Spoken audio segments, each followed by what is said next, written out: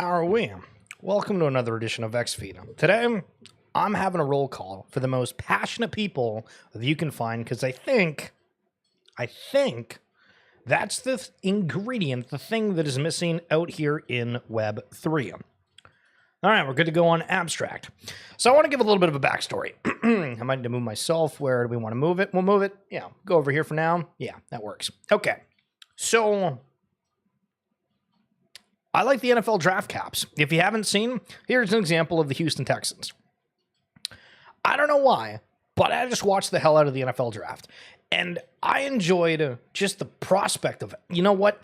I can figure out who these new players are. I don't need to learn about all this kind of stuff. Yo, Bill Green, what's going on? Think bigger. That's what we're talking about. I'm like, listen, this is kind of a vibe. So I get it, right?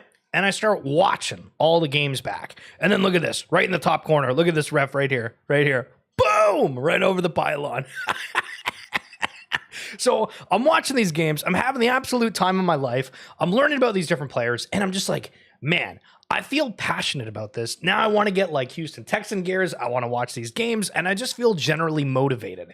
And I think like you'll know what I'm talking about if you're somebody that's, you know, you wake up every day and you're like, you're kind of going through the motions, but then when you finally find something that just clicks. I think when Cambria came out and I started giving that a try, like I was really, really passionate about it. And I don't know if it came across on stream at all, but now that like Cambria's not there, I'm like, okay, well that's kind of, you know, it's So I'm like, you know what? I can find passion about this. And I think it's genuinely the missing ingredient about all of these things, whether it be AI, whether it be NFT collections, whether it be crypto, whether it be anything. We just don't have the same sort of passion that we once did over things. Now, is this from PTSD? Is this from things not necessarily working the way that you want?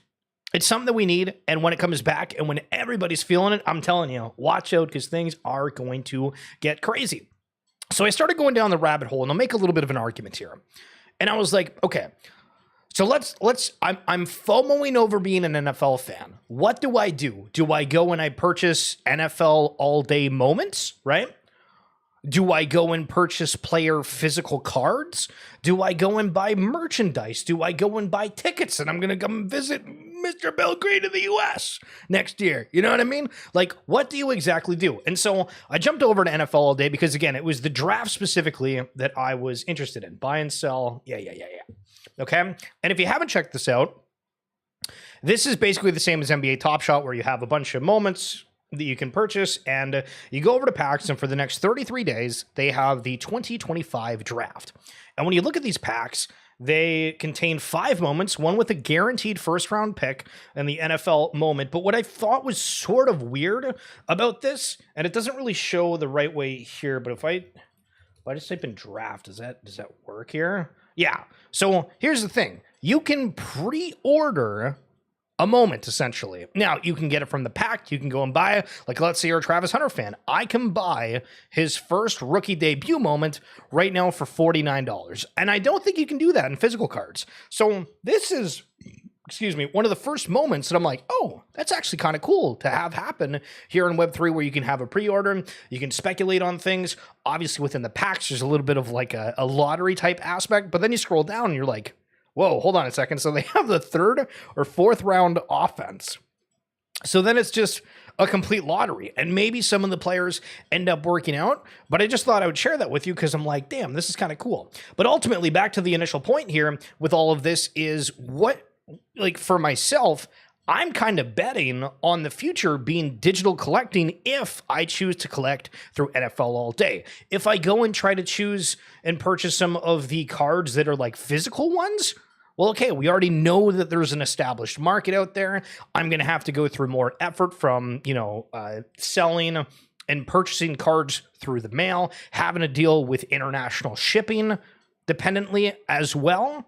And so it's just kind of food for thought. Do you think the feature is going to be digital? Do you think it's going to be physical or a mismatch of both? And so on the NFL conversation, we obviously have to go and take a look at some of the other collections that are out there, and people are fudding Top Shot as per usual. So here's a couple of Aaron Gordon moments, and apparently you get the same moment. And I'm like, there's no way we're doing this thing where it's a different rarity, but it's the exact same moment again, because that just feels really, really bad. And so checking out the comments, I saw this get posted from Intangible, Steve, who says, The same play can exist in multiple tiers. Think of this dynamic similar to rookie debuts and rookie ultimates. Rookie debuts feature singular highlights from a rookie's first game, while rookie ultimates feature an entire reel of the player's first game. So Steve's saying from the playoffs FAQ, each tier will have a different video or cinematic experience. So is it like a different video entirely of a play?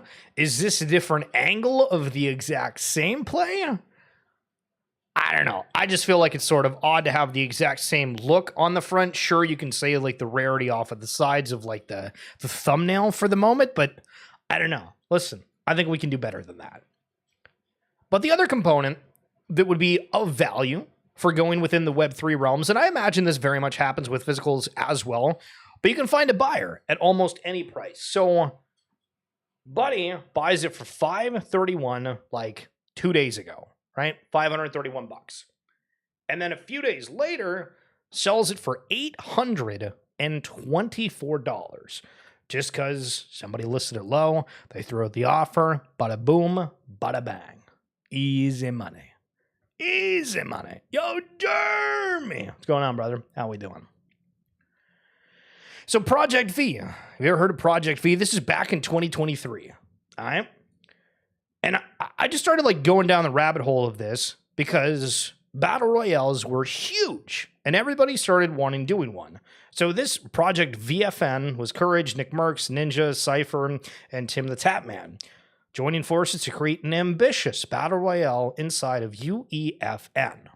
Now, this didn't go anywhere. Obviously, there was some political happenings with some of the figures that we just mentioned, and some falling outs that happened.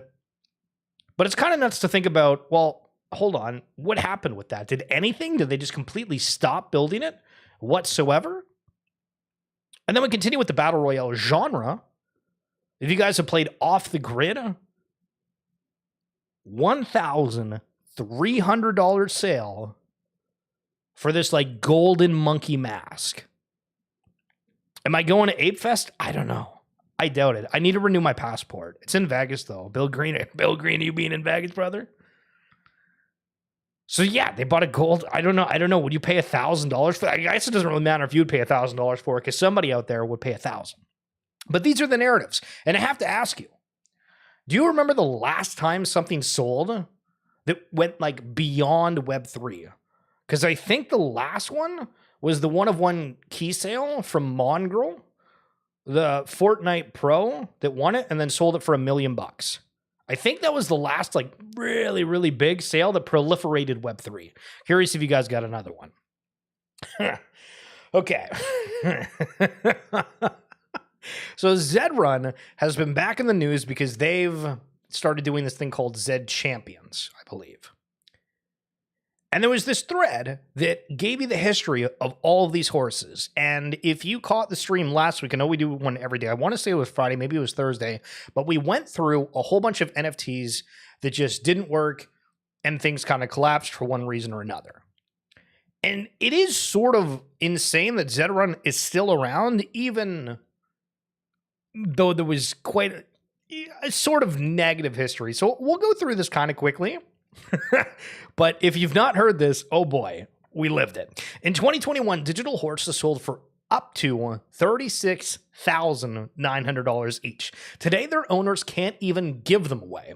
The Zedrun story is a cautionary tale every investor needs to hear. It's crazy, crazy prices back in the day.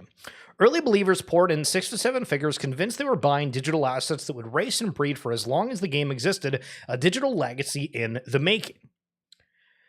Whale alert, at a mind-blowing 500 ETH package deal, Arbin, Steve Brew, Bankless World, and Matt have acquired 16 Z1s from one of the oldest stables in the game, Bob the Nailer. Included are 4 super rares, 8 rares, and 4 commons. So for anybody that's in Futureverse within Fluff World, they've brought up breeding, and this is something to really pay attention to, what we're going to go over here, because Zedrun had this huge system about breeding, and people were going for specific kinds, specific histories of very successful racers, excuse me. And it was it was insane. Like the amount of like scientific effort people put into this was otherworldly. The market exploded. One digital horse initially bought for $16,000 resold for $125,000. Another lucky owner sold their horse for $420,000. A collaboration with Preakness Stakes produced NFT horses that sold for nearly $400,000 combined. The digital horse racing gold rush was on. Now, as well, and I don't know if it's mentioned within this thread, but the likes of NASCAR, I want to say Budweiser and other like relatively mainstream brands had collaborations where they sold specific horses that had these branding on it. And the idea also at some point was that these were going to be put into an open world and there was going to be horse arenas, almost similar to how there's like AFA Stadium. So there's a lot of similarities for this if you are in the Futureverse ecosystem. But clearly nothing else happened on the bigger realm that it was supposed to. But let's keep going here. Even celebrities jumped on board. Ja Rule and poker champion Chris Moneymaker were among the high-profile players at Zed's peak. The hype was real. But then came the betrayal. Just months after selling horses for up to $36,900, Zed changed the racing algorithm, instantly devaluing many of the most expensive purchases.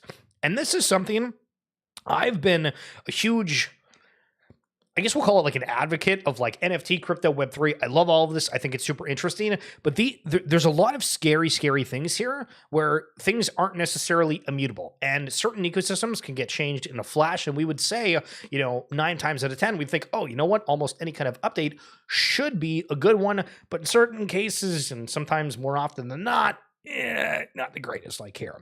The community was further rocked when an insider known as Aloha Tim allegedly examined the racing algorithm and bought 2 of the best horses in the game. Trust completely shattered.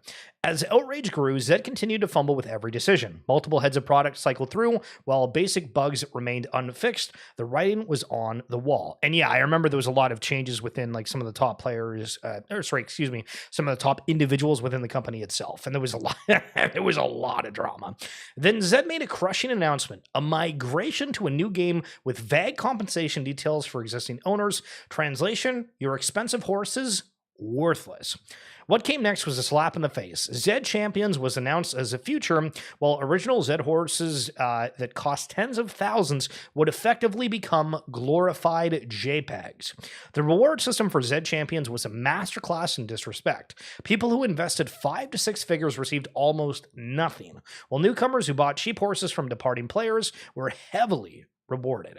How bad was it? Users who poured in 5 figures received just a single common badge or breeder horse in return. Countless hours and dollars gone.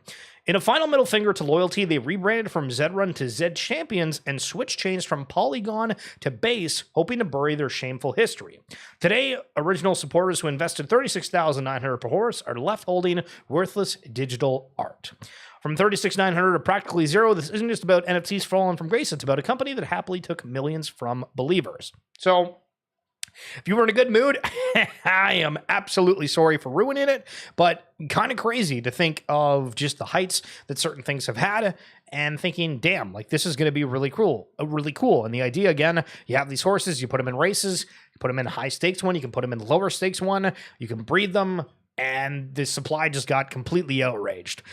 Yo, Alpaca, what's up? What's this job portal? I am passionate. Listen, if you're passionate, listen, tell me exactly what you're passionate about in Web3, and let's have a little bit of a combo. And sorry, I'm just checking out the chat. I apologize for, I need to pay attention to that tab. Apologies for that one. Okay, DK, who's a big artist within Web3. Some of you may already know, but I recently had 2 one-of-one private sales. Both were to traditional art collectors who are just starting to dip their toes into the digital scene. Digital art is here to stay, and it's only going to get bigger. Think bigger. So it's cool when people say this. I don't know if it really does anything for you and I other than, okay, cool. Yeah, there's going to be, more attention paid for everything that we're passionate about. But congrats to DK on that front. Okay, so at a point to get NFTs, all you needed to do was like retweet and comment or something. But now Gary Vee's taking it to a whole nother level that if you want a V-friend, you're going to need to change your avatar on X. You're going to have to follow them on whatnot. You're going to have to text them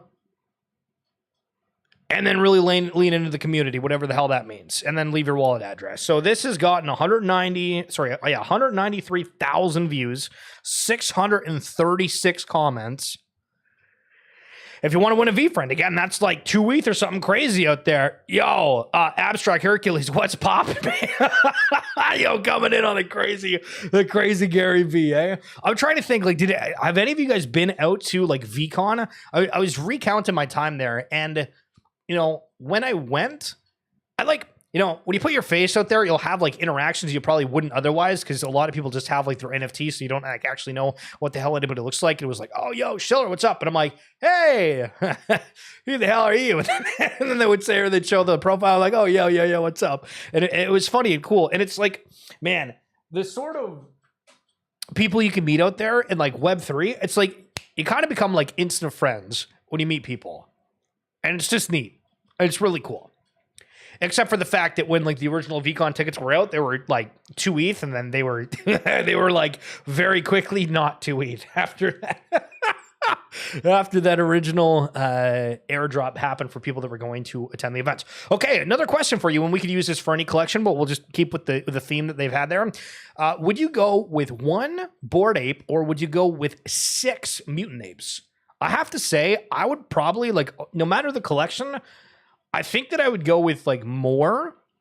It just seems easier, right? Like if you have the single asset, if you sell it, you lose it. You can't take advantage of it. The other ones, you're like, you know what? If I have to sell 1 or 2 one day, it's whatever. But having that singular asset that has all the value into it, I don't know. Not the biggest fan. And then speaking of things that are absolutely crazy, back in the day, somebody offered their McLaren for a whole bunch of NFTs.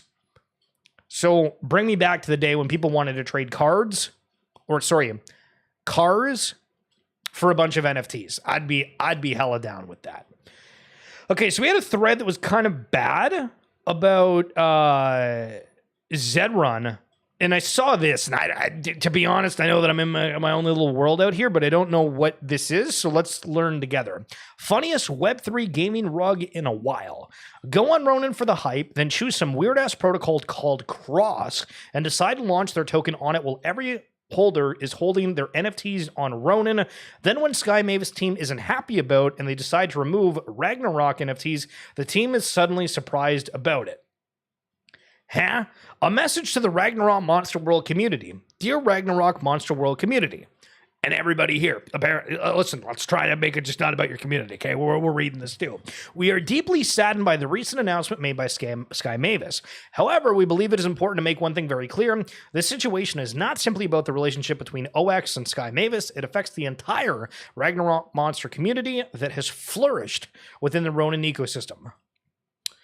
Yeah, we're not going through all that. But listen, we got some bad things happening out in Web3. Yo, you remember Zedrun? Oh yeah, Hercules. What a time. Dude, honestly, I wish Abstract had like VOD reviews on this, because we have it like live streamed on like Twitch, YouTube, and whatnot as well, so the VODs are there. But like that's the only thing that I feel like Abstract is missing. They got clips, they got everything. They just need that VOD review. So Cambria, the Web3 game, we streamed a little bit about it. I found it super fun. It is like really close to a complete RuneScape knockoff, but it's just the whole world's PvP. The design's different, but I had the time of my life. I really, really enjoyed it. Cambria gone, nothing to play or talk about now, says Inhuman. The last 8 months in Web3 gaming have been some of the most dry and uninteresting months that have been here for, yet we have more users and interest than any other cycle. Hopefully we get more fun products soon. And I think this is a big problem where, again, I made the argument, I think everybody's siloed in whatever NFTs they're holding. There's not a lot of things that have collectively brought people together. And I had the assumption that all of these games and teams were waiting for better market conditions when, yeah, I just don't think the games were ready or they needed to make pivots for one reason or another. And we've seen just all sorts of craziness within the space. But yeah, it does feel ultimately rather dry on that front. Roach Racing Club is Zedrun number 2. Okay, so you got to tell me that this is on Abstract, right? I remember coming across it the other day. I saw somebody posting about it. Is it good? Is it expensive to get into? Give me the lowdown. League of Legends, the most popular esports league. The LCK, which is the Korean scene, which again is like bigger than North America, Europe, it's massive, lost almost 30 million in just 3 years. Okay, so I've lost a lot on NFTs and crypto at various points. We've done all right too. I have never lost that much money in 3 years doing this. Holy shit. That's nuts. Financial experts fear for the future of the esport. So is this from paying players too much?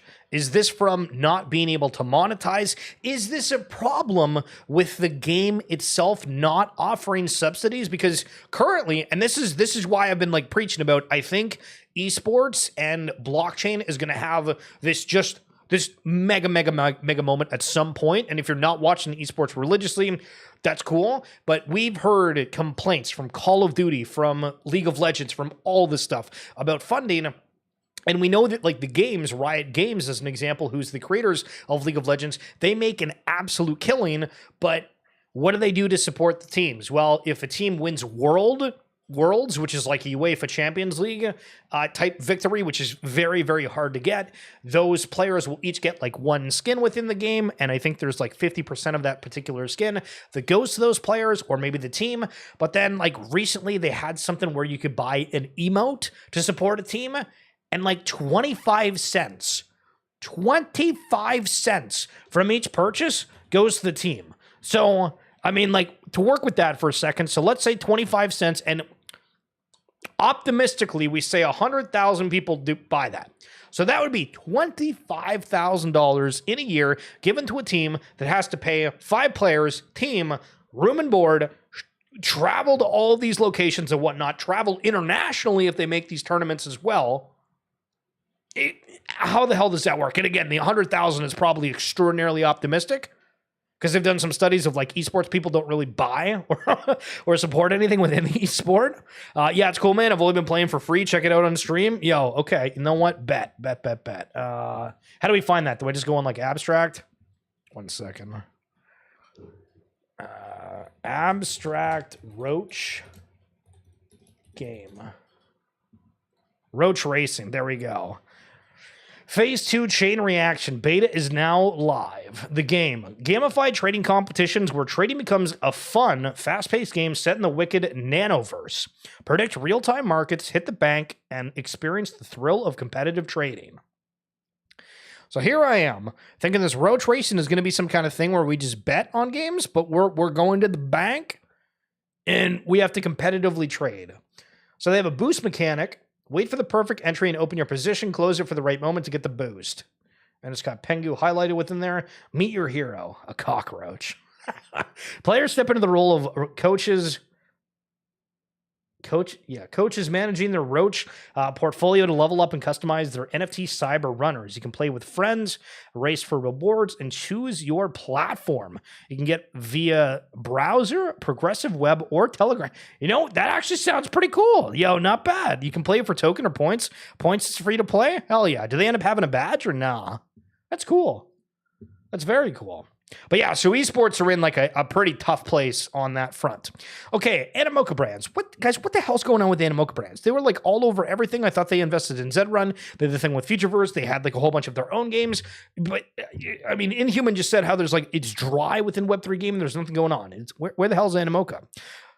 Apparently doing this. We are announcing the launch of a multi-million-pound accelerator in the UK, set to transform the UK's blockchain and AI ecosystem, along with other global technology leaders, Coinbase, Fabric, and Founders Factory. So Coinbase, we know what Coinbase is. Fabric Factory, investing in the open web's boldest founders. First round research-led, thesis-driven, community first. A lot of hyphens in that, hell yeah. And Founders Factory. We build and fund startups together with the visionary entrepreneurs and the world's leading companies. Listen, if I'm going to pick between Fabric and the Founders, I think these guys use a lot of hyphens. That probably means they're legit. This partnership aims to unlock product market fit and growth for the next generation of disruptors and to drive investment in technology startups as a key engine of the UK economy. So, like in Canada, by the way, there's like the election tonight for our prime minister, and I don't think we've ever heard anything about like the Canadian economy getting in with like blockchain, but I mean, like the UK economy doing blockchain stuff. I mean, this is kind of cool. I mean, to be honest with you, I know we can fund it and do whatever, but I think that's kind of cool. I'm in the UK. I should make an app. Yeah, yes, you should, and get paid for doing so. So I understand the irony of this, and we're going to keep doing it because all of this, half the streams were like ripping off other people's content or going through it, Love it. But Gabe here, after my heavy metal video exposing Yuga Labs rug, it seems I started a new trend of exposing your best rug pull using the little hand. So, swoosh. We saw this from Gabe the other day where he used like the little hand that was like going through this, and then swoosh did that here. So again, everything. Listen, welcome to 2025. Just rip off everybody. We're good to go. Hell yeah. Story IP or Story Protocol, the thing that was calling themselves all about IP. Now stop for a second. Think of the different chains. IMX, they said they're gaming. Immutable. Well, sorry, IMX and Immutable is the same thing. Ronin says they're gaming. Ethereum, we have digital collections. Solana, this is supposed to be the fast for everything. Everything's got a narrative, right? Everything's got a narrative. And Story Protocol is all about IP. I still admittedly don't fully understand in what ways. So I saw this. Let's go over it. Submitted to the Azuki remixing contest on the IP portal yet. I read that the wrong way. 15 winners, 1 grand prize, $1,000, and an Azuki Twin Tigers jacket. Submit your take, and I guess they're looking for an art contest for Shao. Yeah, Shao. Shao's Life in the Alley. You have to submit an original artwork in 4x5 format, share on Instagram or X, and tag Azuki with Azuki Art Contest. And win some money. I mean, I think that's kind of cool. I don't know why it's necessarily going through like Story Protocol for this. And maybe there's some kind of technology or something where they can go through and read tweets and posts on Instagram. But I like it. I think it's cool whenever artists show their stuff in that regard. Copy past the generation now. Facts.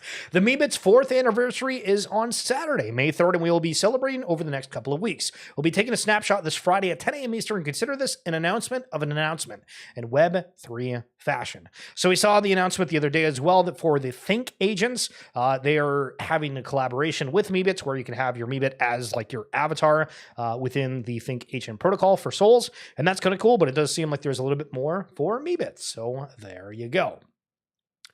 If you haven't seen, there is an absolute outrage over some skins within Fortnite. And I think all of these last posts I'm going to go through are this. So this might be a little bit of out of order, but let's go with the story here. So there is a new skin that is not new within Fortnite. So if you're one of the earliest players within Fortnite, you likely unlocked the skin or there was something you had to do for it.